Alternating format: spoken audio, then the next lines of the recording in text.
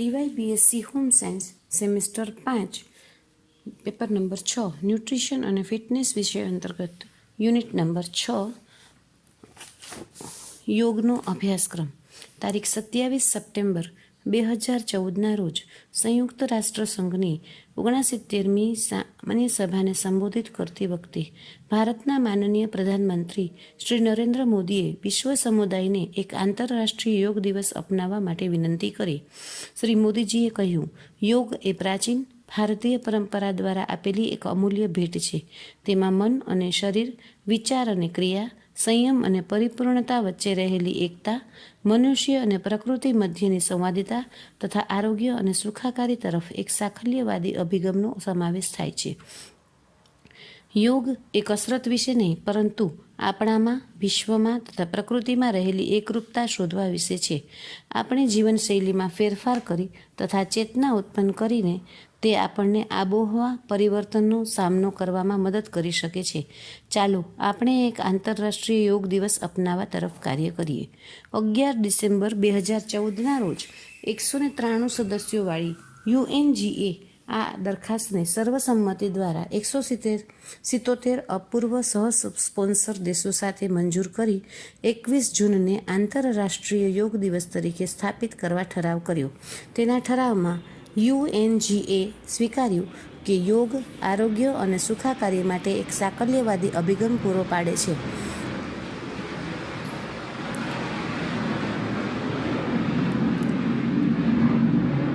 તથા વિશ્વ વસ્તીના આરોગ્ય અને સુખાકારી માટે યોગ પ્રેક્ટિસના લાભો વિશેની જાણકારી વિશાળ પ્રસરણની જરૂર છે. યોગ જીવનના તમામ પહેલુઓમાં સંવાદિતા લાવે છે.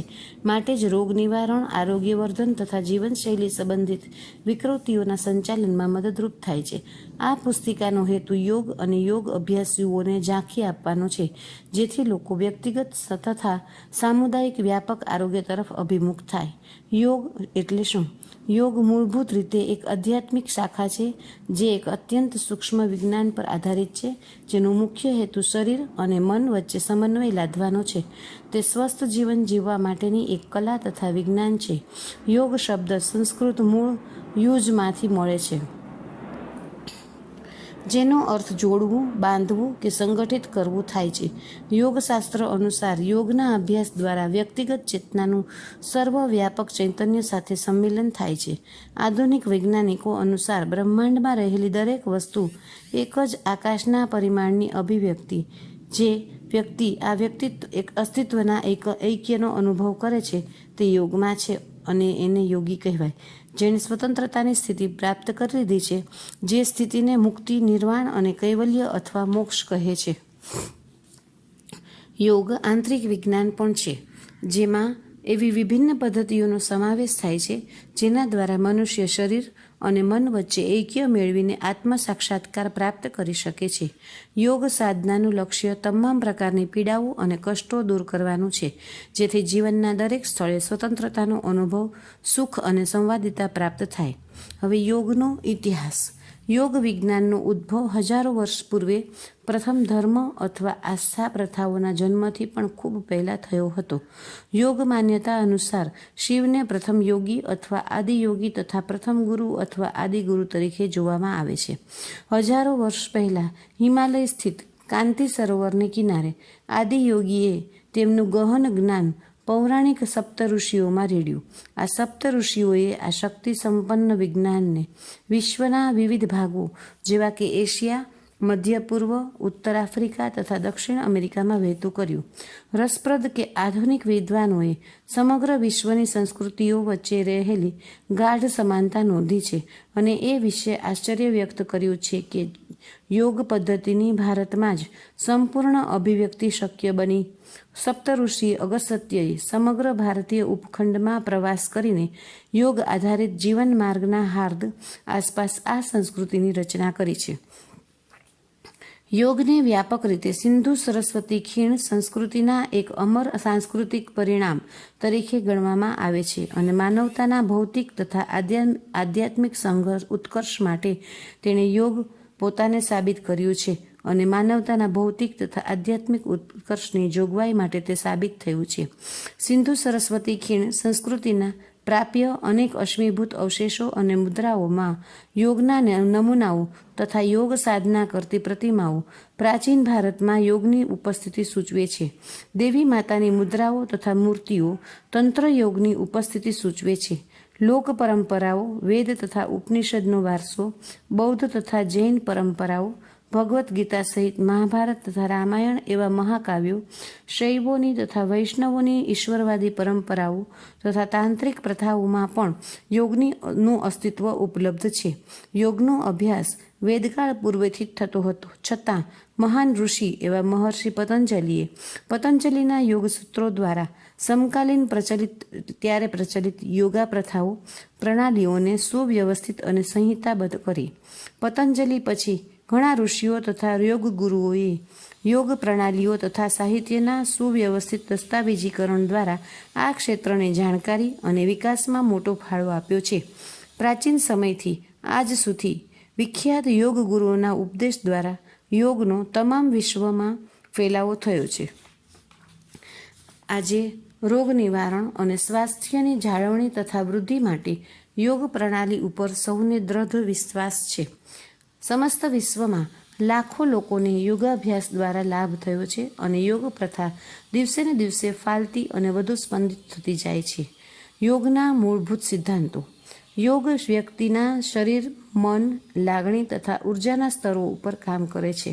આથી યોગના 4 મુખ્ય વર્ગીકરણો થયા છે. કર્મયોગ, જ્યાં આપણે શરીરનો ઉપયોગ કરીએ છીએ. જ્ઞાન યોગ, જ્યાં આપણે મન અને બુદ્ધિનો ઉપયોગ કરીએ છીએ. ભક્તિ યોગ, જ્યાં આપણે લાગણીનો ઉપયોગ કરીએ છીએ. ક્રિયા યોગ, જ્યાં આપણે ઉર્જાનો ઉપયોગ કરીએ છીએ. આપણે યોગની જે કોઈ પદ્ધતિ અનુસરીએ છીએ તે આમાંથી કોઈ પણ એક વર્ગીકરણમાં સમાવિષ્ટ થાય છે. પ્રત્યેક વ્યક્તિએ આ 4 પરિબળોનું એક અનન્ય સંયોજન હોય છે. માત્ર એક ગુરુ જ એક જિજ્ઞાસુ માટે આવશ્યક એવા આ 4 માર્ગોના યોગ્ય સંયોજન અને શિક્ષણની હિમાયત કરી શકે છે. યોગ પરના તમામ પ્રાચીન ભાષીઓએ ગુરુના માર્ગદર્શન નીચે કામ કરવાની જરૂરિયાત પર ભાર મૂક્યો છે. યોગની પરંપરાગત પ્રણાલીઓ. યોગની વિવિધ દર્શનો, પરંપરાઓ, વંશ પરંપરાઓ અને ગુરુ શિષ્ય પરંપરાઓ દ્વારા વિવિધ શાખાઓ ઉદ્ભવ થઈ. આમાં જ્ઞાન યોગ, ભક્તિ યોગ, કર્મયોગ, પતંજલિ યોગ, કુંડલિની યોગ, હઠ યોગ, ધ્યાન યોગ, મંત્ર યોગ, લય યોગ, રાજયોગ, જૈન યોગ તથા બૌદ્ધ યોગ વગેરેનો સમાવેશ થાય છે.